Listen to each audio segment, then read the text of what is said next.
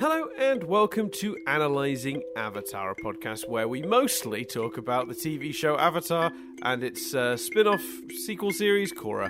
I say mostly just because we had a lot of tangents last time, Chris, and I feel like we're going to be more focused this time. I think it's straight down the line. Just going to start talking about Korra, and that's going to be the thing. Yeah, I think what's alarming is before the podcast, you were like, I don't think this one's going to be too long. And now you said, I don't think we're going to tangent. And, it's one of those times where that's like an actual time limit. Yeah. And I feel like you're being very dangerous where there's actually, a hard end. Yeah, because what we've discovered in the past is promising no tangents leads to tangents, and making the bold claim that this one won't be a long one is always makes the opposite true. So I have a feeling that maybe I have just double cursed us, but maybe one curse undoes the other, and it'll just end up being true. That's what I'm hoping. That's what I'm hoping. Yeah. No. I'm getting picked up. I sent a message. Yeah. I'm like, okay, I'm still recording. Oh, well. But I tell you what, Dan, I think the episode was more focused, mate. This felt like classic Korra. I felt. Yeah, I think. As it goes, this was a pretty good one. I think it wasn't it doesn't right the ship, but it does. It does raise one sort of question about the pacing of the season, of which we'll come back to, I think, because that's more of an overall point, and I don't think it really hurts this episode as it stands as a single piece of television, but it's something we'll talk about towards the end, I think. But we'll start with the recap, since we've literally just learned last week that people do enjoy the recaps. It's Reunited. It's the 7th episode. We're just over halfway through Book 4, Balance of Legend of Korra, and of course the episode's Reunited. Korra is back. She's reunited with everyone. Hey, that's the title. They're all there in the city except for Bolin, and just like a good screenplay, and they're all like, "Where's Bolin?" Just kidding. They ask that question once and never mention it again. Then they go off for a big meal together to catch up, which is sure.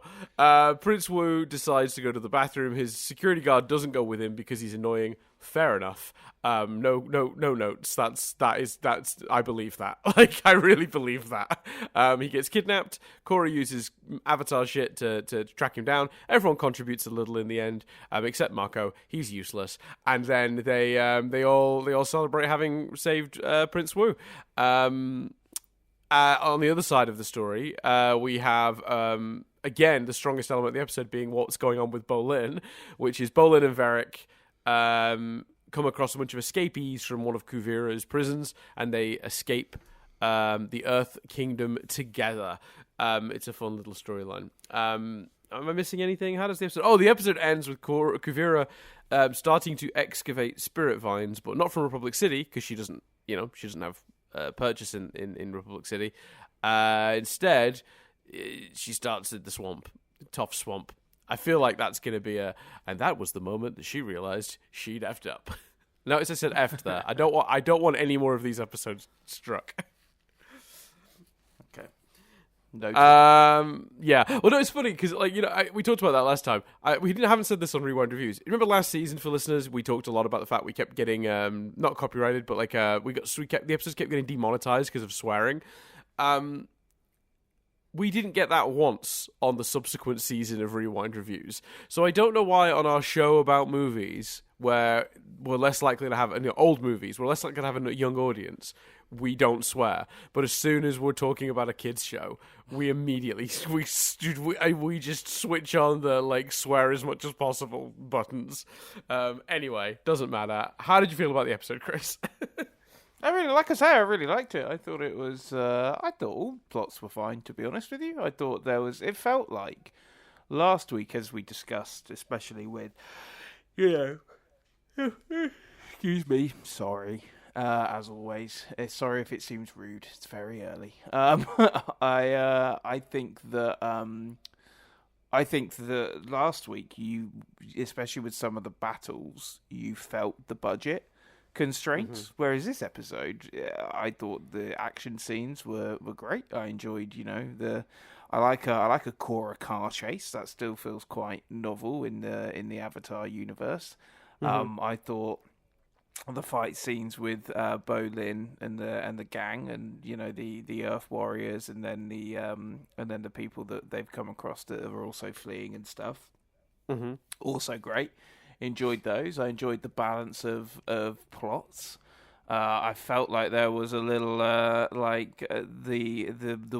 weirdness of Asami and Korra writing to each other, and when Asami and Korra first greeted each other, Korra went a little red. I was like, they're doing a little romance plot between Asami and Korra, and if they are, I'm here for it. I think that would be great. I think you suggested that in season 2. Yeah, I think I did. Yeah. I think when I saw that, I was like, I think that's come up before. Like, that's exciting. So I was excited to because I think see the way you phrased it was like, they're building a relationship. I don't know what kind, and you sort of elaborated on the possibilities. I just remember because it was really funny because like whenever you theorize, if I say nothing, people go, "Will Chris like decide that means something?" I see it in the comments every time. I can't win. I say something and I'll give it away. I stay silent, I give it away. Like, yeah. I don't know what you want from me, listeners. But no, I remember commenters commenting on my silence and whether you would read into my silence. Right. But silence is silence for a reason. Like, I'm saying nothing. But yeah, no, I remember that you observed that because I saw comments, and I remember, and I even today watching it, when that moment happened, I thought, that's harkening back to something Chris said. Yeah, no, I was excited by that. I thought the Prince was, played for comedy well. I thought, Marco's mum fainting at the end. There was some good Varric stuff. He's still pining for Julie. I quite like that as well. Yeah, him maybe realizing how much she meant to him. I thought it was good, man. I thought it was really good. I really enjoyed myself.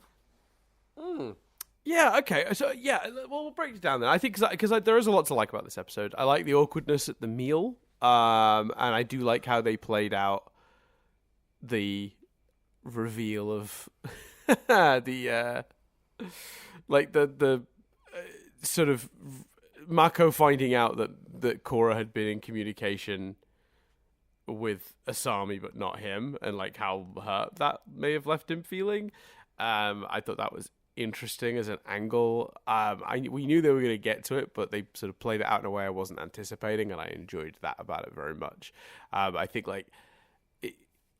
regardless of what is happening with Asami, justice for Asami, I do think it's telling, even if we're not going with the what are those feelings element of it, just whatever that relationship Korra has with Asami, whether it be a very, very close friendship or more, it is really interesting to have seen the show be so subtle at developing that in these small ways, and is now sort of bringing it more to the forefront with choices like Asami compliments Korra's hair, she goes red. Earlier this season, the only person Korra felt comfortable to write to was Asami. Marco's slight feeling of being left out in that moment actually says a lot about how the dynamics have shifted over time, and it's almost like the characters. This episode is kind of all about how they've learned that they've actually changed over the last few years, and they need to sort of make room for those changes, if that makes sense. The dynamics have shifted. They've shifted as humans, because the episode starts and they're all bickering, and at the end of the episode, the conclusion they come to is, well, we've been apart for a while, and maybe actually we just need to sort of get back into the sort of figuring out who each other is and learning to work with each other again, sort of thing. And then they all hug, which I thought was maybe a little forced, but worked fine because you got the Prince Wu joke with him joining the hug the same way he joined them at the meal, needlessly. Not only does he join the hug, but he then says something like, "You guys are the best friends a guy could have." Yeah, right. Yeah, they really lean into that. So I did like that stuff. I do think it's a tiny bit thin in terms of a story for the week. Okay, no, it's not that it's a tiny bit thin. I think the problem, and this maybe comes to my wider point, which is earlier than I was hoping to, but I think it links directly to this. There's an element of pacing for the season that I'm concerned with an episode like this, because it really does feel like they're just off on a fun little adventure, when we just had Empire Strikes Back. Do you know what I mean? Like, imagine if the next thing we saw after Empire Strikes Back was just Luke on a random planet solving a crime and having fun with his friends that aren't Han Solo. Yeah, but I think one that is heightened slightly by the fact that we are recording 2 days in a row. So we have literally watched it one 100%. After the other. And two, I think that is something Avatar did. And don't get me wrong, I'm not disagreeing with you. I think I complained about it with Avatar. Like, I think that I can't remember specific instances, but I remember having that complaint. I think to be fair, I think they almost get away with it because we don't cut back to Ba Sing Se. Like, is it Ba Sing? Yeah, it's Ba Sing Se. No, Zaofu. Ba Sing Se is the big city with the rings. All right. Zaofu's fallen. We don't go back to Zaofu. Do you know what I mean? So it's not like jolly, and then Zaofu's jolly or not. So I think that's at least, I think the way they did it, where the only time we really go back to that plot is that final, almost in essence, post-credit scene. I think they get away with it, and I think it's something that the show, the series, the franchise has always done. It is something the franchise has done, especially during Aang's time, for sure, where like they'd have an episode that was a big, because that was an episodic show, so you're always going to come across that weird hiccup of like, we're on the goal, here's the goal. We're having an episode where the goal is like the thing we're doing this week. Like, we're at a place where we can achieve something to help us with our big overall goal. And then next week, we're just crossing a canyon or whatever. But the difference, and I think this is what's really important, is crossing the canyon is still them on the journey, right? They're traveling to somewhere. Right, so it's still a small step in the direction of what they need to do. Last week, Kuvira took Zaofu. She kidnapped Opal's family. She took it by force. She's clearly a dictator. Korra lands in Republic City, and it's not like, right, let's get to work. We've got to figure this out. I've got to meet politicians. I've got to do something. It's like, let's go out for a meal. Like, really? Now? Like, now? Right now? This second, you're going to go and have a little catch-up with your buddies? Did you not just escape a war? Like, what... People are maybe dying. Korra doesn't even know if Kuvira entered Zaofu peacefully. Korra bailed. Kuvira could be slaughtering the people of Zaofu right now. She's not, thankfully. And obviously Korra doesn't know the full extent of the potential super weapon she's developing. But like, the stakes are still enough, I think. And Korra lands with Opal, who literally says, my family have been kidnapped. And Bolin's missing. Like, in any other show, if one of the gang wasn't there, even if they'd just been at the restaurant going like, Bolin's not here, we should probably think about what we're going to do about getting him back. Like, just like, Bolin's gone, I guess. Like, they just go about their day. Now, the only reason the episode gets away with it in the end, for me, ultimately, is because we then get them on a side quest. And the side quest creates immediate circumstances they need to resolve, right? Once Prince Wu is kidnapped... we're off, because ultimately that is the pressing issue. Prince Wu being murdered by Kuvira or kidnapped by Kuvira would be very bad for the overall plot also. But it doesn't excuse that first 5-10 minutes or whatever it is when they're in the restaurant where I'm just like, are we really doing this? Yeah, because also thinking about it, like, I know script wise why she's not there, but how weird is it that Opal's not gone with them? Do you know what I mean? Like, right. Surely. Well, I can tell you exactly why. Because if Opal went with them, they'd have to address the Bolin in the room. Or actually, like I say, to put it more precisely, the lack of a Bolin in the room. I know script-wise why she's not there, but it's funny, isn't it? Because, logically, she probably would be. Yeah, they're all about the same age, right? I mean, she's a little younger, maybe, but not by a lot. She's going out with Bolin. They're probably of a similar age bracket. She should be hanging out with those guys. Assumption. Yeah. So, like, I don't know. I it's not a massive criticism of the episode and more of just the season. And is this the place to have done this? Maybe they could have. This episode could have started. Korra meets Asami, And Korra's like, I'd love to hang out, but we've got to do business. And then Mako shows up and is like, Prince Wu's been kidnapped. Do you know what I mean? Like, or like she's like, I've got to go fetch Mako. I need Mako's help. And wherever she finds Mako, he's with Prince Wu, and Prince Wu gets kidnapped. While she's trying to get her, she's getting the team back together to go get Bolin and stop Kuvira, right? Like, if that had been her goal when she'd landed, and then she got pulled into the whole Prince Wu kidnap plot, I would feel a lot better about the whole thing. And I know it seems like a small distinction, but it does make a big difference to me. And I think as well, the other thing is, in the early seasons of Avatar, to bring that comparison back in, something else has just occurred to me. Obviously, avoiding responsibility was Aang's storyline.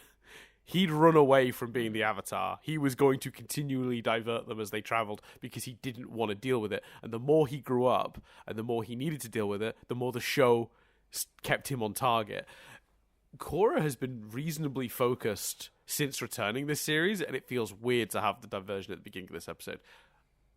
But I guess going for a meal isn't the end of the world. But going for a meal while your friends are kidnapped and like, war's happening. I don't know. It just feels all kinds of wrong to me. So yeah, I won't harp on the point, but it's something that bothered me.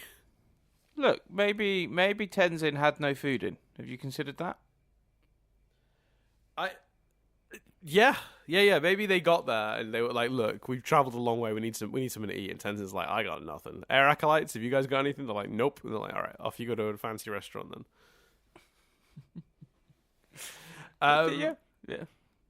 Yeah. I think that's all. I think that's all fair. I'd have to rewatch it to see how much of the, my memory is that they're not, they're not necessarily chit chatting about other stuff at the meal. Like they get waylaid by the writing stuff, but it feels like they were gonna get round to what the fuck do we do, and then one of them would have said, I don't know, you thinking starters? And they're like, no, about like the war and Bolin and stuff. I'm like, oh, okay. So. Yeah. But that's what's interesting about it, is like it's just such a strange choice to me. Like I still, because they're just meeting at a nice restaurant, they're hugging, being like, it's so nice to catch up and we've got so much to talk about. And then like Prince Wu's being all like, lovely to meet you, Avatar. And even like there's even a whole conversation where like Asami's like, I thought it was just going to be the three of us, and Marco's making jokes, but I couldn't ditch the this chump, and it was like, I don't know. It was like, focus, people, focus. Do you think it would have been better? Do you think there's an easy? Do you think, because they do need to be in a public place for him to get kidnapped? Do you think the easy fix is Asami says, I thought it was just going to be the three of us. We need to strategize. Like, do you know what I mean? You just add those three words. Yeah, fine. Oh, you know what? That that almost would have been enough. Like, I would have made such a difference. But anyway, it is a pretty minor point in the grand scheme of what is otherwise a very good episode. Because I agree with your points. I think the action in this episode, particularly the stuff in Republic City, is really good. I enjoyed, like you, the car chase. Felt very classic Korra. Korra running around Republic City in a Sotomobile, season 1. Doing all sorts of property damage willy-nilly. I liked that they had a road running through the spirit vines that we saw as well. Like the spirit vines are just part of the city now. That's really cool. It's like just a forest in the center of the city. I loved it when they lined up. They used Asami's like knowledge of the roads to line up the cars so Korra could jump in, tear the metal, and get inside. Like there was a ton of really cool stuff in this episode. Even the fight on the top of the train when all three of them were kind of working together to sort of protect them, and protect Wu specifically, I thought was great. Even Asami, who is not normally the most competent of fighters, she has her like electric glove and like electrocutes a guy. Like they're all doing stuff, and I think that was really good. I also enjoyed that we got to see Korra's like powers. She's really coming into the spiritual side of being an avatar, and like more so than we've ever seen, at least across the two shows. Obviously, in extended media there are avatars that maybe more spiritual, but Aang was still young in his learnings. But I don't, Aang did some cool stuff with his powers, but usually involuntarily. Korra's just like, I need to find Prince Wu, touches the spirit vines and just finds out. Like that was really cool to see her like deliberately using her avatar powers. Like she is a more mature avatar than we have ever seen across these shows. Yeah, she obviously not just the spirit vines either, but she did Toph's, touching the floor trick as well. Did she? Did I miss that? When does she do that? Didn't she do that? Isn't that how she discovers that he's on the train? Oh, maybe. Because also no shoes, Dan. I mean shoes. Sorry, we had a big discussion last week about to shoe or not to shoe when doing that. But that is the question. Let me see. I'm pretty sure. Did I miss the detail of that? Did I just assume she? Yeah, like, because here's them in the train station. I pulled it up just to find out, because I'm curious. Because if that's true, that is even better. So here they are, not knowing where he is. Oh, they're heading to the train station here. Why are they heading to the train station? Oh, no, she found out he was... So, okay. So you're saying that's how she figured out which train he was on? I think so. I think I remember that moment. I don't have anything to see it in front of me, but... Yeah.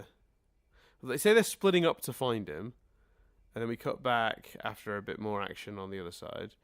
If we don't find Wu soon, we might never find him. Korra puts her hand down. It glows. No, it's not the same as Toph's power. She puts her hand... That's so weird. He's on the train. So that's spirit stuff again. She puts her hand down and there's like an orange glow. Yeah, because when Toph uses her power, she puts her foot down and you see this like white echoey line that like through the screen. That's how they sort of always visualize Toph using earthbending to see. Korra puts her hand down and it sort of has a yellow glow to it, which is similar to the glow it had when she touched the spirit vine. That is very interesting. What's the suggestion there then? There's some spirit vine underneath the railway station? Yeah, or that she's just that connected to the earth now, like the earth in the not in the earthbender sense, but in the sort of like the world sense. Like she's so connected to like nature and stuff now than the spirit world that she doesn't even necessarily need to be touching the vines directly. But yeah, she puts her hand on the ground, it glows like yellow, exactly like it does when she's touching the vine earlier, and then she knows he's on the train. I repeat the noise. So yeah, there's a bunch of cool stuff in this episode for sure. It's a really good... What this episode is a really good, like, adventure. Like, a really good, like, story of the week sort of adventure, which you don't get a lot in Korra. It's a good romp. Yeah, a good little romp. And I think both stories have a really clean beginning, middle, and end. I do think... I must admit, I didn't find the decision at the end to, like... The bickering is just them going, like, we just need to get used to each other again. We've not seen each other for a while. I thought that was a bit of a weak... not brilliantly satisfying end to that storyline, but it was fine. It functions because that is true. You know, when you hang out with someone you've not hung out with for years, there's always a readjustment period. I've always noticed that, you know, when I've met old friends from a long time ago. But you eventually find the groove again. You're different people now. There's an element of like working out. Because there's the person you think you're talking to and they've changed, so it's like they're not quite that anymore, and it's about learning those differences, and there's always going to be those little like weird bits where you bump up against each other. I don't mind that as an answer to why they were bickering, but I didn't love it as a... I just thought in the execution here it was just a bit undercooked, maybe? Is that what... Like, as a like the episode... Well, it's like someone said at the end, they need to be an arc. All right, we'll add some lines where they're bickering, and then we'll add a line where they're friends again. That's how it felt. Yeah, because I'll be honest with you. You say undercooked, I say unnecessary. I didn't think it needed a resolution. As Marco himself says, they're not particularly bickering any more than they used to. I was like, okay, well, I guess we can conclude this. But I'd have been fine if they just got rid of the prince. Yeah, that's such a great point. Because you're so right. It's like they tried to turn what had just been like normal sort of like frustrated teenage banter into like a plot line. Like an arc, like a character thing for the episode, but they sort of do it after the fact, and that's why it feels so undercooked, because it didn't really feel like that was the story they were telling throughout the episode. So when they suddenly wrap up a story you didn't realize they were telling, character-wise, you're a bit like, wait, what? Okay, I guess that was a thing we were solving this week. Especially because we've also seen her reunite with Tenzin, and that's just we've reunited. Like, I've missed you. Like, so it's like, if that's needs so to be. Interesting. Like, I think it's like you say, it's an interesting plot. It's very true to life and all of that sort of stuff. But I doubt they're gonna. I'm not bothered about them picking it up again. No, I doubt they will. It felt like very much like they were just like, this episode kind of stands alone, so it's got its 3-act structure across both stories, so they each have a beginning, middle, and end. What's interesting is actually, I think there's a way to solve both problems with both issues that I've had with this episode in one swoop, which is just to have Korra be like, I'm really sorry if I've been, argumentative or like snippy today. I'm really worried about Kuvira, Bolin, and the idea that we're just sat here while that's all going on is upsetting me. We need to take action. Like if it ends on that, then I'm like, oh, cool. Like maybe that's just, the urge to see her friends overrode for a minute, but the anxiety of what's going on in the wider world is driven her back to it. Something like that would have probably resolved both. I just think also, Dan, you don't know how good the restaurant is. Do you know what I mean? Like, what if that restaurant is, there's that place, you've been in Australia for a while, you say you stay for a couple more years. You go back to London, there's, someone's kidnapped a friend or something like that. But there's that Japanese place you really like to eat, and they don't have it in Australia. So, let's have a chat about the kidnapped friend there, Well, to be fair, if I look up like the TripAdvisor reviews for Kokoro, which is the restaurant Chris is referring to, which is more of a place to they dump Japanese food into a box and then send you on your way than a restaurant. But I'll take your point because you're right. It's great food.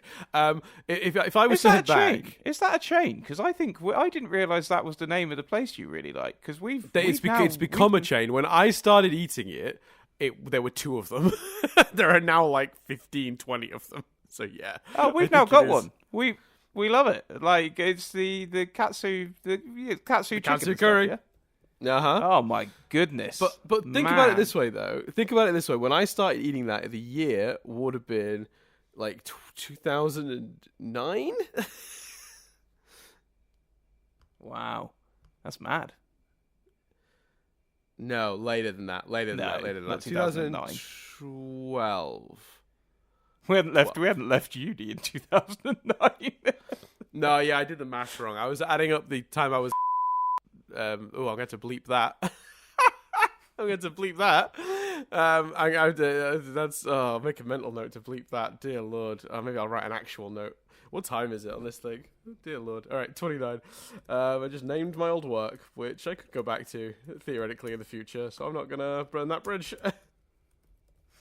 Yeah, very strict social media policies. Anyway, my point is, if I went back, Chris, to that restaurant, right, I doubt that there's a guy in the bathroom that's going to poison me. I don't. We're talking about a scenario I'm not going to find TripAdvisor reviews about the toilet attendant gassing people. So this restaurant in this show can't be that good. Oh, I see what you mean. Yeah. Oh, I didn't realize it was the same. We really need to be tangent free, but they do the chicken goza and oh man. So what was your order then? Was your order the katsu curry? Oh, always the katsu. I love the katsu. Yeah. So when I first, let me see when did it open? Like it's such a good restaurant though. I say restaurant. It is just like a hole in the wall. Like the one in Kingston is so small you can't sit in it. There's like 2 seats, so you have to basically take your food. You can't eat it in. But yeah, they've become a pretty big chain. Generous portions as well. Oh yeah, and you can ask them to give you extra of the curry sauce, which is just the best thing. I love that you've had one now, like that you've got one near you and you can have it. That's great because we talked about going there a lot. Even the sweet and sour chicken is also great. It's really good food. I got a friend who was talking about like being healthy and stuff, and I was like, well, "You got to stop eating kakuru." And they were like, "Yeah, but I mean that's just basically chicken, isn't it?" And I was like, "What are you talking about?" And they were like, "Well, I just have the sweet and sour one, so it's just chicken and sauce." And I was like, "Mate, that chicken's battered. Like, it's battered and fried." And he was like, "No, it's not. It's just chicken pieces." And I was like, "No, it's not. It's like coated in like a batter." He was like, "Is it?" And I was like, and next time he had one, I was like, "Can you just like confirm for me?" And he was like, "Oh yeah, there is like a coating on it." It's panko breadcrumbs, right? It's the panko breadcrumbs. No, that's the katsu curry one, but the sweet and sour one, I'm pretty sure is like really battered chicken. I think I'm looking now. Like I cannot believe how many locations they have. They have hundreds of I mean, them. this is definitely an hour tangent, but we'll finish on this. How many have they got? I mean, I'm trying to get the number. It's got them on a map. There's hundreds of them. Like, it's like they're all over the place. Yeah, it's great. Anyway, Wait, company history. the say fight again, scenes. Nestled in Kingston upon Thames, where I used to live, Kokoro started out as a small Korean Japanese restaurant. So when I started going, there was one, and then they opened. I remember the second one. The second one opened. Where was that? Maybe they opened that in Wimbledon, I think. But yeah, it was like it's so funny. I'm looking now; they've got hundreds and hundreds of them. Ah, that's so funny to look at the list. A great takeaway. Yeah, okay, 2010 Kingston, I would have been eating it in about 2012. At that point, they had 3. Kingston, Guildford, and Brighton were the 3 locations. They opened Wimbledon a year later in 2013. They're all over now, man. They're everywhere. Look, I'm looking like they're in like... Jeez, they're everywhere. All right, if anyone lives near one of these and you're in England, give them a go. They're really good. You've probably already tried them, but like, you give them a go. Is it? We really need to get back on track. But is it a franchise then? I guess it is now. Yeah, I mean, it must be, right? Yeah. It's just... Yeah, I see what you're saying. Yeah. Like Domino's. Are they just selling the rights to running one and the ingredients to different people? No, I think they're all owned by the same company. It looks that way. Well, fair play. That's crazy. There's so many of them, Chris. Like, I would struggle to even count 1 second. No, you don't need to count. let's talk about the fight scenes. Did you? Well, no. Let's talk about because obviously you referenced earlier. I was quite even on the plots, but you referenced that you much preferred the Bolin and Venick plot. I assume that's because of like. It's got some lessons in. That has got a very satisfying arc. They don't trust the people that capture them. Then they work with them, and they they see they want the same thing, and they end up going off together. I mean, that is a very satisfying, clear ABC, isn't it? That feels very Bolin, very Venick. Everyone's behaving the way you'd expect them to behave there, and it's got some great fight scenes. Is that kind of why a concise summary of why you like that? Yeah, it's not that. I mean, just very clear. It's close to 80 stores, Chris. Nice. I had to know. I'm pleased for them, man. It's great food. Yeah, me too. It's really good food. Anyway, so from my perspective, so everyone knows. Yeah. If they wanted to sponsor us, though, I would absolutely take a sponsorship from Kokoro. 100%. Genuinely. Sometimes you hear sponsorship and people are just reading out. I want Kokoro to know that if you sponsored us, we would give you earnest, different ad read. Like, we wouldn't even read the ads. We would just talk about the food earnestly and differently for weeks. But yeah, carry on. Is your order also the katsu curry? Because I didn't actually ask you that question. Yeah, my order is the katsu curry. Right, fine. That's although all if good taste.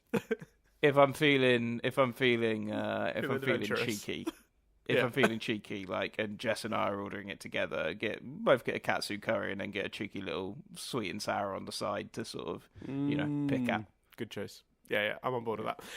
So the Varric plot, I think you're exactly right. I think we doomed ourselves at the beginning of this, didn't we? I think what's really good about it is exactly what you sort of hinted at, which is this idea that, like, we just got this really clean, very straightforward goal, and it is set up, meet the sort of like obstacles to that goal, achieve the goal having learnt something. It is very simple. It's not particularly complex. It doesn't really give us any deep thoughts of the characters or anything like that, but it is so excellently executed in such a short space of time. It's deeply satisfying.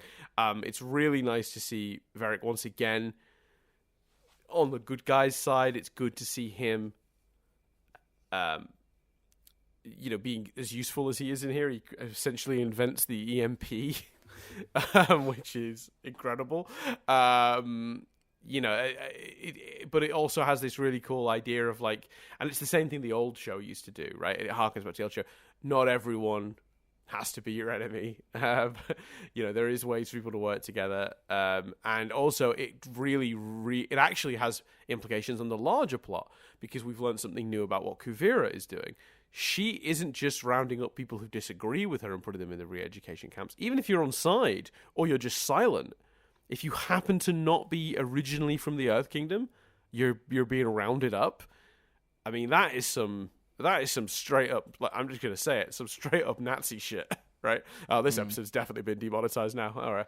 I might as well have sworn earlier.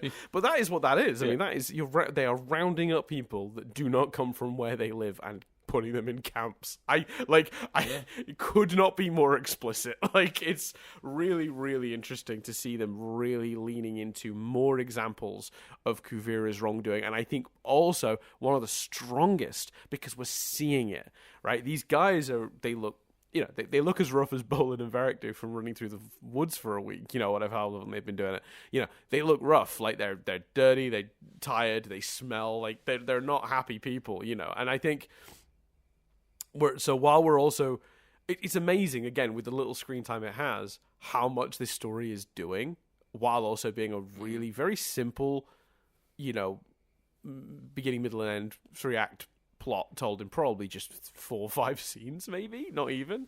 It's like, I don't know how many segments they actually get. I'd be fascinated to check, but like, it's not much. And it's like, across those 3 or 4 sequences, we get this really, really good story that tells us something about the wider world while also being a great adventure of its own. The action in it is also really cool. Not maybe as good as the action in the other plot, but like, like, there's a lot of action in this episode, considering. Considering how restricted action has been in some of the previous episodes, seemingly for budgetary reasons, I thought that was very interesting. So yeah, I'm a big fan of what they did with that plot, for sure. Yeah, same. I think nothing. It's the ideal, isn't it? Nothing's wasted, and everything's working on a few different levels in that plot. Yeah. And even like we also had Venix. Marco Bolin calls him out for creating that weapon. And yeah, Venix they have that genuinely... great moment right at the beginning, don't they? Where sort of Bolin gives like a big speech. And Venix seems genuinely like, yeah, you're right. Like, he seems genuinely remorseful, or as, genuine as he gets. I'd like to speak for commenters for a second here and just point out that it's Varric, and you've called him Venick with an N like 20 times, and I've kept my mouth shut because I was like, I'll then say Varric when I speak, he'll hear it and adjust, but you keep going back to Venick with an N, and I've run out of polite ways to hint that you need to pronounce it correctly, and I feel the frustration of the listeners, not just that you're doing it, but that I'm ignoring it, so I'm going to come out and say it. Where it was Venick oh fucking hell, another right, in a minute I'm going to ask you if you've got any other notes and we're going to get back on track. Was Venick the rival, like, in the West Wing? Is that where that's from? You mean the actor? No, was Venick you mean the name? Was Alan Alda's character in the West Wing called Venick? Wait, I'm going to find out. I don't remember, but we'll find out.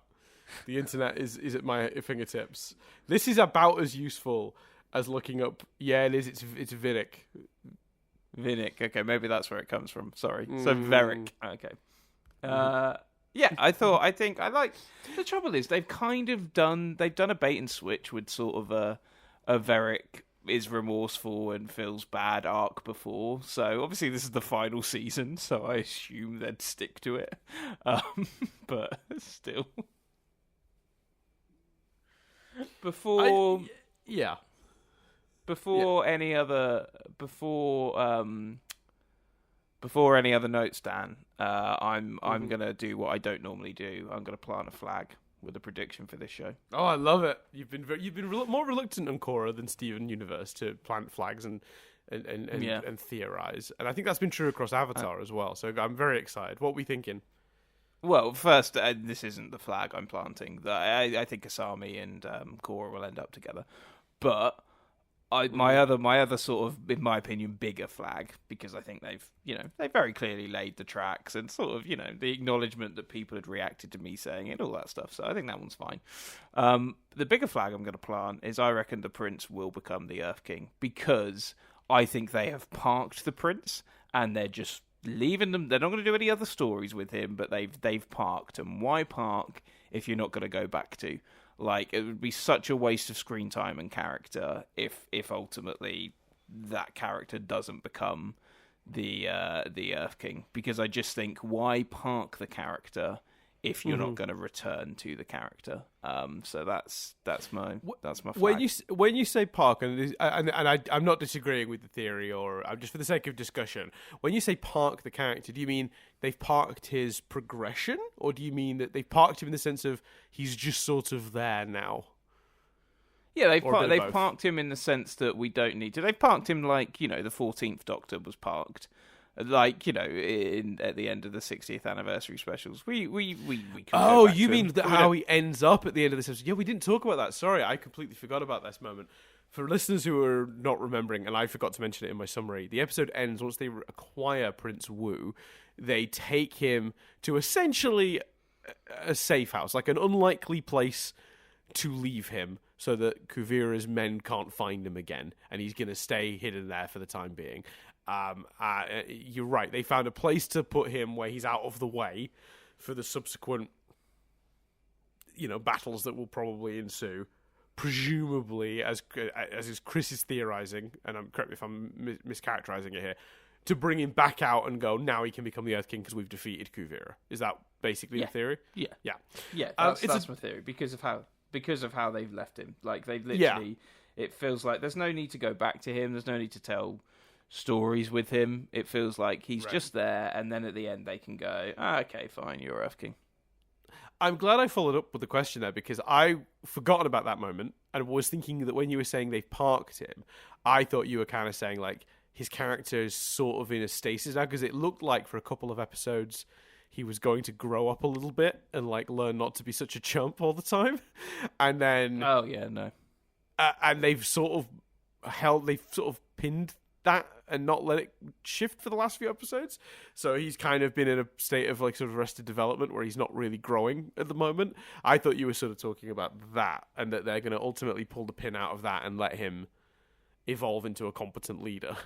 Because as we pointed out at the beginning of this series, before Kuvira was full on dictator,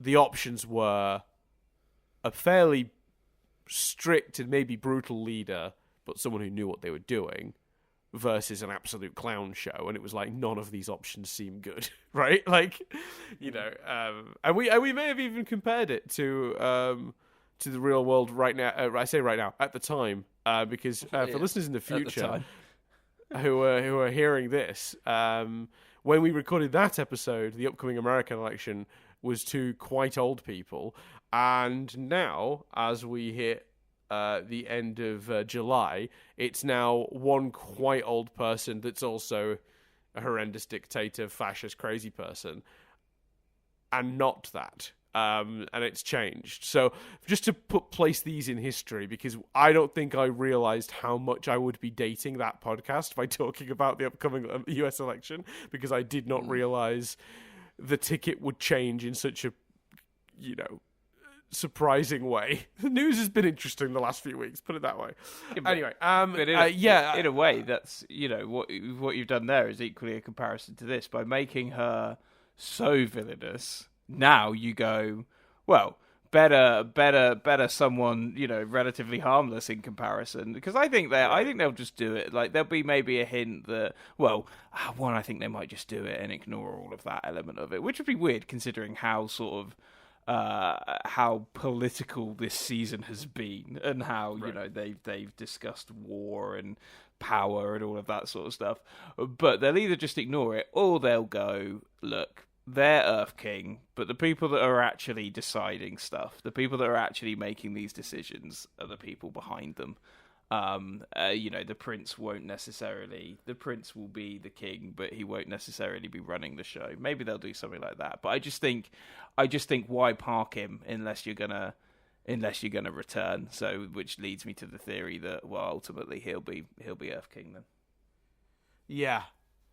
I think so. And look, I don't 100% remember the exact outcomes as we've talked about, but I think like I would certainly, from the position I'm sat in right now, would like them to do something to show he was willing to grow and willing to learn and willing to get better, and not just expecting the power to be handed to him and not have to work at it and be good for it and look after his people. I want them to, if they're going to do that, we need some level of him demonstrating a desire to be a competent or at least try to be a good leader for the people. I agree with that, but they've parked him in a palace. Like, do you know what I mean? It would be better if I'd have more faith in that if they just parked him in a regular house, and then we come back to him, and it's, Marco's mother has, maybe if you don't do Marco's mother is like in love with him, but you do him arriving at the safe house, and the safe house is just the safe house, and he's like, oh well, it's not this, and Marco's mother's like, well, take your shoes off, and he has to like take his shoes off, and like he listens to her, and then you come back and Marco's mother has worked with him and changed his character slightly. That would be great. Yeah. The fact that they've left him in a palace and she's in love with him makes me think they're not going to do that. But yes, like you, I would prefer that for sure. Yeah. Right, and I think that's a great gag, by the way, because obviously we set up last season that Marco's grandmother was like many people in the UK, and it really rang weirdly true to me, just like weirdly like doughy-eyed about royalty. And I love the payoff of that here. I thought that was such a funny idea, such a clever idea, because it's one thing to go, we've sent him to a safe house. It's another to make it like a fun scene that involves other characters, like that we already have met and pre-established relationships. It's such a great moment at the end of this episode when she sort of like sees the prince and loses her mind, and like, I genuinely thought that was like just absolutely top tier writing, because it is just... really smart about, like, it's doing the functional thing you want to do, which, as Chris has described it, sort of park the character, but it's also done this brilliant, like, it doesn't feel like that's what they're doing, because it's also this funny little scene in of itself. So it's not just serving a practical function, it's also deeply entertaining. So I'm on board with that. Loved that scene. Love Marco's gran. She's great. And hope we do something more interesting with Prince Wu down the line. Now we've sort of parked the car and wandered away from it into the woods for the Blair Witch to eat us. Let's see. Other notes. Any other notes? Yeah, I mean, I did want to briefly talk about Kuvira excavating the spirit vines. Did you have any thoughts on that?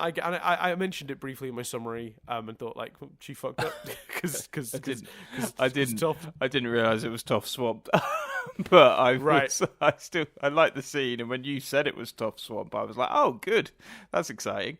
So no, it's a perfect post-credit scene. It makes me go ooh. And unlike a modern post-credit scene, I believe it will be followed up. So I was excited and confident that I would see. You hear that, Feige? Shots fired, buddy. It's so funny, actually. As we're recording this, I'm like 3 hours away from seeing Deadpool and Wolverine. I'm like seeing it in a couple hours' time, and I'm very excited. I'm very excited. I'm also, and this is one of those, like, you're listening to this in the future, right? Now, this is one of those things, and sometimes I have to it's social media and the loss of nuance, which I bang on about all the time, right? Yeah. I'm going to say this sentence at the risk of tangenting us. We'll put a cap on the tangent. I'm going to say this sentence, and I can't express enough. I want to be wrong. If you get to comment, oh, well, Chris is completely wrong about that, that I win. I win by being wrong, okay? Like, let me make that clear. I'm not saying this because I want it to be the case. I want to be wrong with what I'm about to say. I'm slightly worried about Deadpool Wolverine because the recent sort of trailering and marketing of the Ryan Reynolds visits Spudman side of the marketing has been fantastic, obviously. Mm-hmm. But the trailers feel a little bit like the tone of the last trailer was almost completely different. And they seem to be doing a bit of, oh, look, this person's in it. Oh, look, these people are in it. Oh, and you kind of go, I don't know. It slightly feels like a Miss Marvel film where people have gone, I'm not sure this is gonna attract people. So they're sort of, even though it's had huge pre-sales and will attract people, they're just, some of the more recent trailers and the approach of wink, wink, nudge, nudge, look over here has got me a little concerned about Deadpool Wolverine. But again, I want to be wrong.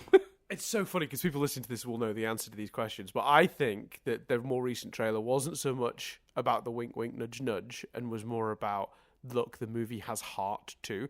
Watch that last trailer again, and then look at the tweet in which Ryan Reynolds posted that trailer. Ryan Reynolds posted that trailer. It went on his Twitter, or X, I guess, first, and he said, it's not the movie you think it is.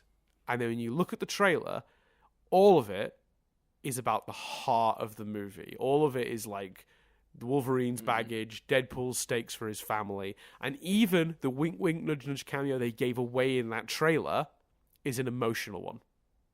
Yeah.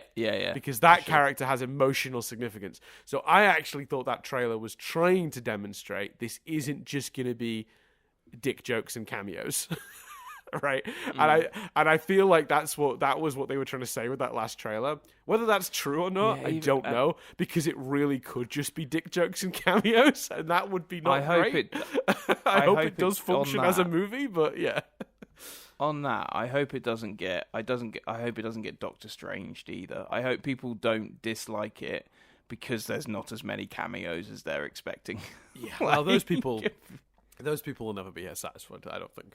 I think if you're going into hopefully they'll be satisfied by you're never going to be happy but... by it. Yeah, exactly. Yeah, 100%. That's the only. They want Secret Wars. They want Secret Wars today. That's not how these things work. You got to earn especially that. You gotta build up to that. And also, especially when they're doing Secret Wars. So you kind of go. Yeah, just be a little patient. Yeah, I know, I'm with you on that. But I'm looking forward to it. It could be a mess, but I have a feeling I'm gonna. I have a feeling that at the very least it will be funny and entertaining, even if it doesn't quite land all of its like story elements. Because I feel like that was true of the second one. The second one is a sloppy script in terms of like the story and the character arcs and stuff. But I still enjoy the second one because it's like a really entertaining, funny, fun movie, and that's like, if I'm entertained, then I'm still like, yeah, okay, these story elements didn't work, but I had a good time watching it, and that's kind of, sometimes that's what a film is, all it needs to be, right? Is the story the most in-depth or interesting story that could have been told in this moment? Well, maybe not, no. But did it cram in a bunch of jokes and cool action scenes? Yeah, great. Like, I'm happy. Like, so my expectations with Deadpool Wolverine are set to entertain me, and if anything else comes of that, then great. We'll talk about that too. But my basic level of criteria is be entertaining. It's the one thing Quantumania wasn't. Do you know what I mean? Like, Quantumania. You see what you know what I'm saying? Like, it's that entertainment factor that was missing. Like, the film was somehow boring. Like, and that is troubling. Like, as long as it's not boring, I think I'm going to be okay. Even if I don't come out loving it, I think I'm still probably potentially going to like it. The reviews have been strong. It's good. It's on 80 or 90% on Rotten Tomatoes or something. I saw Dan Merle posted his review and he liked it. But anyway, this is all really out of date for people listening to this in 10 weeks' time. Sorry, everyone. You can all watch it on streaming now, I don't doubt. Deadpool Wolverine, now on notes? Disney+. Any other, also not sponsoring. Any other notes, or are we triving it up, Dan? Let me quickly just skim. The Spirit Vines thing. I like that personally because I just think like we're sticking with our we're sticking with one, potentially bringing Toph back into the fold by choosing to do it in her swamp, but two, I think like the threat of that feels legit. They have done such a good job making whatever her super weapon looks like feel terrifying. I'm terrified for her, if that makes sense. I wrote down a quote as well in my notes. It just says that he asks where Prince Wu has gone, and the guy replies, "Halfway to Kuvira, all hail the great uniter."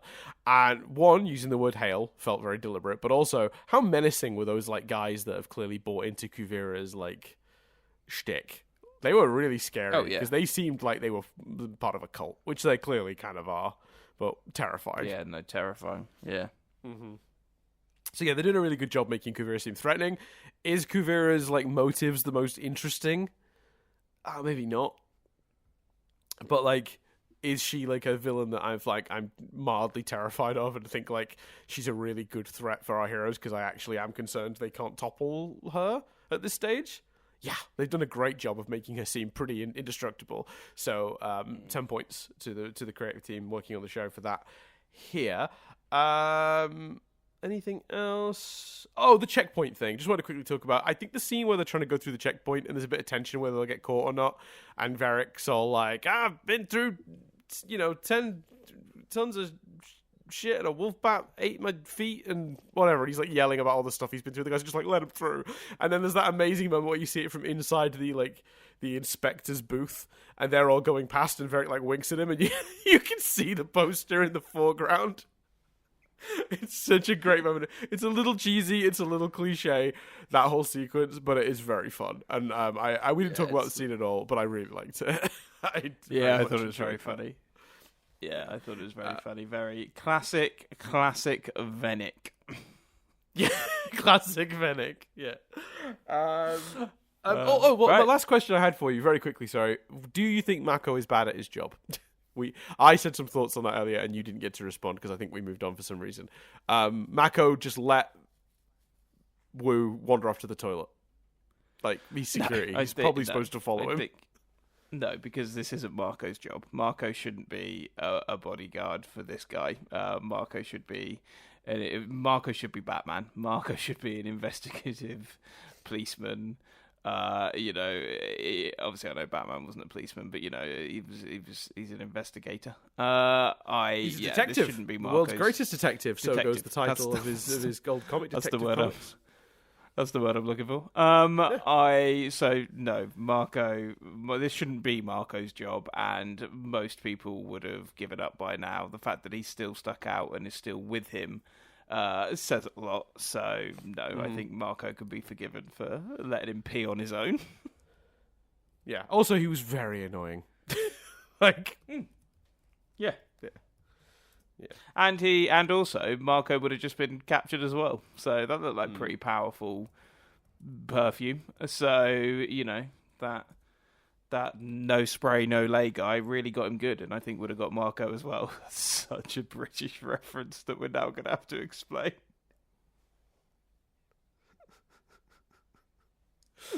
I don't think we have to explain anything. Do you think just if you know, you know. If you don't, don't worry. Yeah. Also, we're running out of time. Okay. Let's trim it up, Chris. Let's just skip. Yeah. Let's trim it up. I'm gonna give you some trivia, and also a little hello to Chris's neighbours, who have probably almost certainly woken up by that one, because that one had some stank on it. That was like a loud one. You went for it. Appreciate you. Yeah. All right. When Varric says he fought off 6 wolf bats, he makes a hand gesture with his thumb and his pinky extended. This is a number gesture for 6 in sort of Chinese culture. So they have a different system for numbers that allows them to go up to 100, I think, where your right hand is indicating one thing and your left hand is indicating another. And so, in Western society, we'll hold up a hand for a number, but we'll just do 1 finger, 2 fingers, 3 fingers, like the number of fingers we mean. But obviously that doesn't really give us a lot of scope for if we want to go beyond 10. So in China they've got this completely different system, which someone tried teaching me once and I really struggled to understand it. But yeah, that's the sign Varric is doing in this. I just thought that was neat, a neat little nod to that system, even if I don't understand it. And would never have spotted that's what he was doing. Nice. The device that Varric disassembles to make his EMP is actually the same one on the magazine that Asami is reading at the beginning of the episode. So yeah, I just thought it was kind of a funny little thing. They designed it, they used it twice, I guess, or it's supposed to be a little bit of foreshadowing, maybe, I don't know. What's interesting about that, though, is in the original storyboard, Asami was not reading a magazine with like equipment on the front. She was reading a fashion magazine featuring a back cover advert that had Ginger promoting like a perfume or something. They realised that this wasn't very Asami to be reading a fashion magazine, and they changed it to a magazine about future industries like female applicant showcase or something. It's all to like basically show Asami's focuses in the sciences and science-related fields and stuff. So yeah, that's nice. That's a good change. It would have been nice to see. It would have been nice a little reference to Ginger though, and to see that she's still doing stuff. Like she's still working. But like it is what it is. I think not at the expense of character and what we know about Asami. So yeah, and that's all the truth. That's the kit and caboodle. Shall we do feedback from last series, Chris? We'll fly through it. Let's do some feedback.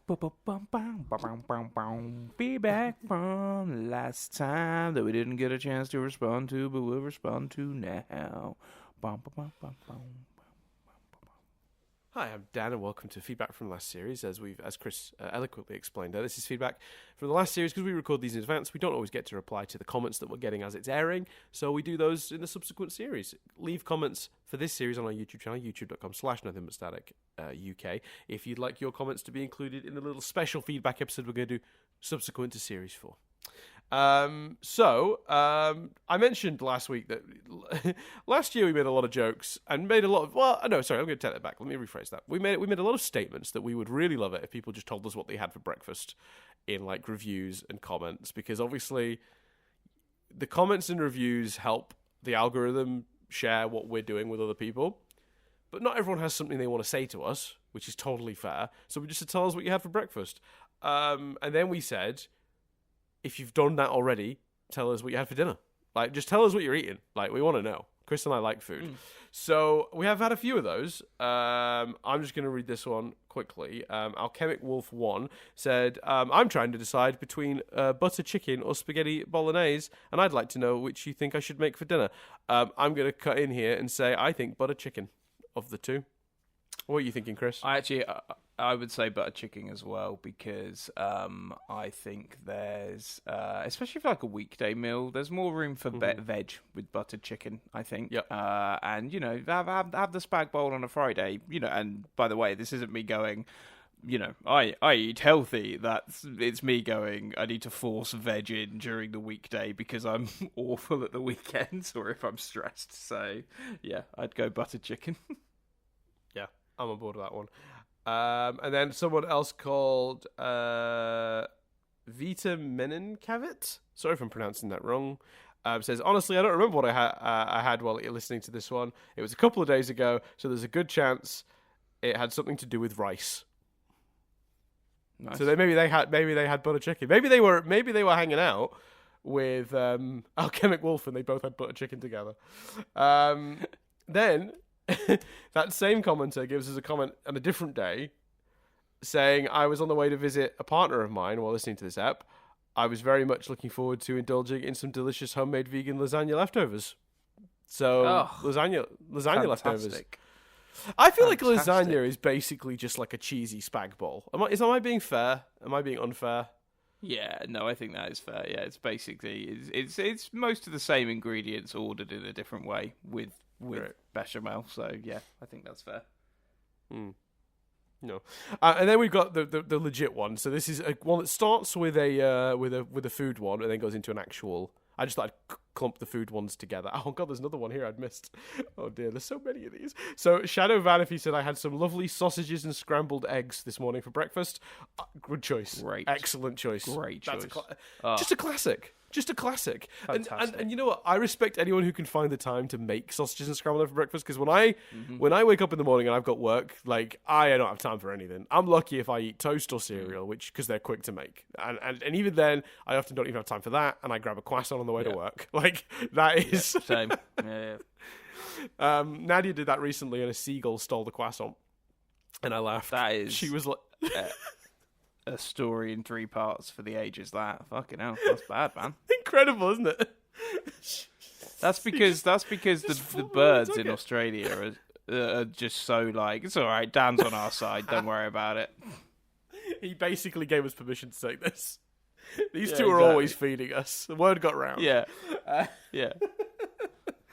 But anyway, sorry, here's the real one. So this is from Brindley Pearlstone. He says, feedback for next year. I skipped breakfast once again today. Oops. Actual feedback for next series. It's notable to me that I'm contrast to Republic City, Ba Sing Se. Okay, in contrast to Republic City, Ba Sing Se feels underdeveloped and out of date. In fact, most locations were visited weren't as technological as Republic City. Republic City has sewage, Bender-run power plants, modern roads, automobiles, but much of the rest of the world seems very far behind. They also threw it in brackets after automobiles. Automobiles exist, which is a lovely reference to Rewind Reviews and the one time we did that here. I think that's a really good point. And the question they ask is, do you think it was intentional choice on the writing team or a world-building oversight? I think it was intentional, and I can talk about why in a minute. But do you have any thoughts on that, Chris? Yeah, I think it was intentional because I think it, unfortunately, that's realistic. Not every place, not every area develops at the same speed, and unfortunately, some areas will end up underdeveloped, and so I think that was just a realistic reflection on what happens in the world. You know, Korra, way more than Avatar, as we're seeing this season, is reflecting our world, and I think that is a reflection, a deliberate reflection. Yeah, I agree, and I'd even take it a step further and say that they've even given the reasoning for that, in my opinion. Last season, when we saw Ba Sing Se, which is when this comment was posted, it was posted on one of the episodes where we visited Ba Sing Se last year, we were very deliberately seeing, I think, that the Earth Kingdom had not moved on because we were demonstrating the inept leadership that the Queen was giving her people. We were choosing to show that city's regression, or not even regression, like, to use the phrase I've already used once this episode, arrested development. It hadn't developed in 70 years because there's wealth hoarding at the top and it's never trickling down to those below. So there isn't investing in infrastructure. There isn't investing in new technologies. They are stuck in the past and they're not moving forward. They're being held back by their political leaders who are too busy hoarding wealth so they can have nice, plants carved into the shapes of certain animals or whatever, in their big, beautiful gardens, their big, nice stone gardens, than they are actually helping the people below them. So I think it was, not only was it deliberate in the sense of it reflects our world, and I think that's 100% accurate, I think they even did it to help tell the story they were telling last series, which was that even though last year's villain was obviously doing many, many, evil acts, he was not wrong to observe that the political structures, particularly in the Earth Kingdom, were not working and they weren't serving their people. So I think it was. I think it's deliberate on all the levels, and you're very right to have spotted it. And I thank you for your comment because I think it is a very interesting observation. I don't know if we talked about it or if we missed it when we talked about it last year, but I don't think it's an oversight at all. I think it was a very, very deliberate choice as part of last season's story. Yeah, I agree. That's a really great comment, and thank you for giving us the breakfast update. Feel free, people, to comment below on this one with more breakfast and dinner updates. Yeah, that's brilliant. Well, we're not getting a lot of lunches. I'll take more lunch ones. Stick some give lunch us some ones lunch. in there. Yeah, especially what you eat for lunch? Yeah. There was a time, Chris, many years ago when my lunch most days was Kokoro. I was so bad. I did like a year straight of basically eating Kokoro like at least once a week. It was awful. It was delicious, obviously, but it was such a bad thing to do to my body. Like, no one should eat that much like panko breadcrumbed chicken covered in curry sauce. Well, especially because it's one of those things where it's a meal, like it's a dinner, but it's because really you're heavy. eating it at lunch and it's only like 3 things, it still feels like a lunch. So I imagine you were not just eating that for lunch, but you were then just having a dinner, which is what I 100%. Absolutely. I was having like a full hot meal for dinner, even though I'd already eaten quite a large, heavy, hot meal for lunch. Yeah, 100%, every time, all day, every day. I loved it. Though. It was so. And you know what? I've realized as well. I was probably going there when Nadia was at uni in Kingston, also, because I would visit her from Bournemouth. So it is actually possible I had it as early as 2009, 2010, 2010 when they opened. I think they said, because I was visiting Nadia at uni during that time while we were at uni. So yeah. Loved it so much. Anyway, I'm really glad Chris gets to try it. That's my favourite thing. Yeah, mate, I could have it for dinner. Like, it's on Deliveroo, baby. Like, I've had it for dinner before, so it's an amazing thing. Yeah. And it's so funny because for years I kept saying, "Oh, when Chris comes to London, I'll take him," not knowing how far spread they were. We'll go, and then we never got to do it, and now Chris is just having it weekly through Deliveroo. Well, well, not every week, but I would. But I just love it when you said the name. I was like, wait, hold on a second. But also, that was a delightful moment. It is used in our office in exactly the same context of what you were describing. Like, it will get to Friday, and people will be like, Kukuru? Like, it's like, and what's crazy? What's crazy is it would be everyone. It wouldn't be one person gets it. There's two versions of it, right? Either someone goes on an early lunch, comes back with it, and everyone smells it, and then we all go and get it. Or someone is like, "I'm going. Who wants it?" And then they bring back like 8 bags, like those white tubs that the food gets served in, and then the whole office is eating it. It's so good. If you live near one in England, you absolutely should go. If you haven't already, they're great. Anyway, genuinely not sponsored, but genuine recommendation. Thanks for everyone who's been commenting. I know it's been weird because the last 2 we've done a few. But because they were such quick, short, just like, here's what I had for lunch, I thought we could cram a bunch of those in. Because I always worry that we always read out the really long comments. And there's a bunch of people who leave these really nice... And I say we read out the wrong ones. We read out the ones that I think might lead to a discussion or a response. But it means the ones that are just like, I had this for breakfast, get missed out. And that's a shame, because we get some really fun comments. There's one actually we got here. I Am Shield just said... I'm getting into too many fandoms. Enjoy that. That's great. Extraordinary comment. Correct. Aren't we all? What an appropriate episode to read out what people are having for lunch. Yeah. Has this episode made you hungry, Chris? I know it's early for you. Are you hungry as a result of this discussion? Oh mate, I'm hoping I've got a meeting around lunch. I'm hoping it doesn't take that long, because I would love nothing more than to get a Kokoro, take a picture, and send it to you. Like, do exactly that, please. If you send me that picture, I'll edit it into this point of the episode. Okay. Yeah. There we go. So hopefully you're on YouTube on the video version of this. Hopefully you're about to see a photo of or it's on screen right now. There you go. You're seeing it. If I've got it. If there's nothing there, one of two things have happened. Chris didn't end up getting Kokoro and didn't eat that, and therefore, it didn't happen. Or I forgot to edit it in, which is possible, but I don't think so.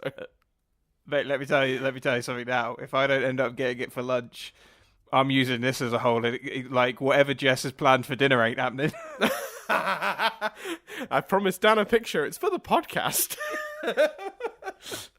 It doesn't matter. It's for the podcast. Promise. The promise is a promise. All right. Well, thanks everyone for listening. You can get us all the usual places, as we mentioned: youtube.com/nothing-but-static-uk, patreon.com/nothing-but-static, where you can get us if you have thoughts, mail at nothing-but-static.co.uk, or on our Discord, which you can get access to through the Patreon. If you're thinking, why would I sponsor you on the Patreon? What do you get out of that? Well, you get episodes of this very podcast 1 week early. So if you'd like to hear us discussing the next episode, which I don't have in front of me, do I? Oh, yeah, Remembrances. That's a clunky title. Anyway, Remembrances is next week's episode. You want to hear that right now, and you're listening to this on Spotify or iTunes, then you can by just heading over to Patreon as little as $1 a month. It also gives you access to Rewind Reviews a week early, and also our bonus podcast, Nothing But Lyrics, where we review the lyrics of songs. Sometimes we make fun of them. Sometimes we find out what they really mean.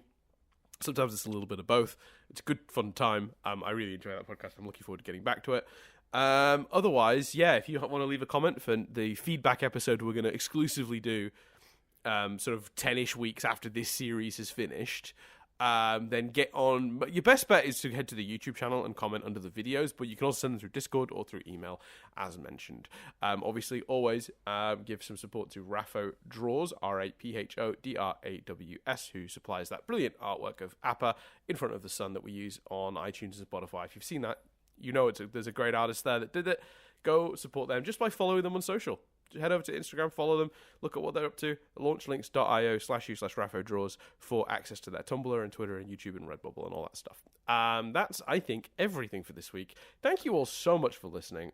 We love you to bits. Yes. Can I just give a quick disclaimer? Sorry, just a quick disclaimer. Obviously, as we talked a lot about real world things this week, as Dan has already said, but just to re-emphasize, we record this plenty in advance. Situations change, so if at the point that you're listening to this, something we've said is incredibly out of date, then that is why, and we apologise. I just want to explain that, because if you're listening to this and thinking Kukuru's got a lot more than 80 locations, guys, what are you talking about? That's why. Okay, so yeah, or if someone else happens to have suddenly dropped out of a presidential race. Which could happen. Honestly, if it was ever possible, it's this year. It's been a weird year. Yeah. So thanks everyone for listening so much. We love you to bits. I've been Dan Doolan. No, I've been Chris Billingham. And that's everything for this week. Come back next week to Heroes Review Remembrances.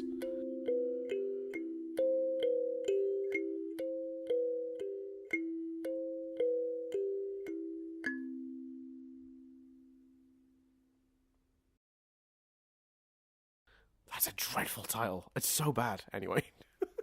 It is. What a clunky title. Anyway.